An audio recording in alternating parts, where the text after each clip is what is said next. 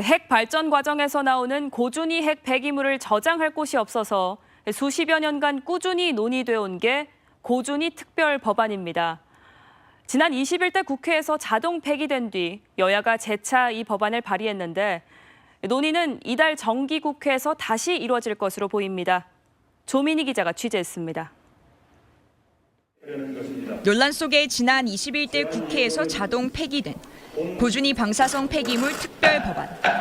당시 핵심 쟁점은 두 가지로 핵 폐기물 저장 기간과 그 양입니다. 여야 의견차가 가장 컸던 건 핵 폐기물의 저장량입니다.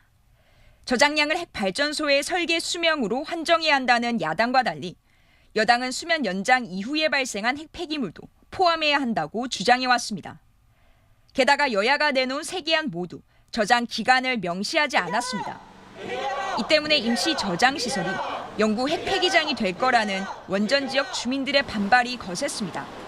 지난 6월 개원한 22대 국회에서 여야는 이 법안을 재차 발의했습니다. 저장시설 건립 시기와 같은 전반적인 내용은 크게 다르지 않았습니다. 하지만 국민의힘 김석기 의원 안에는 저장량을 수면 연장 이후가 아닌 당초 설계 용량으로 한정하는 수정안이 담겨 있습니다.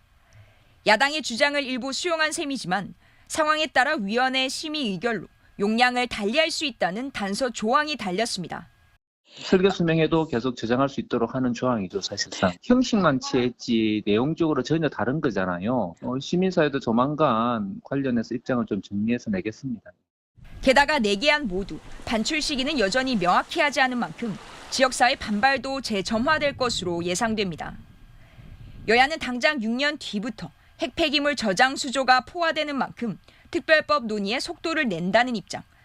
현재 여당이 발의한 안건 모두 소관 상임위에 상정된 상태입니다. 하지만 핵심 쟁점을 해결하지 않은 채 속도전에 그쳤다간 이후 더 많은 갈등을 불러일으킬 수 있다는 지적이 나옵니다. MBC 뉴스 조민입니다.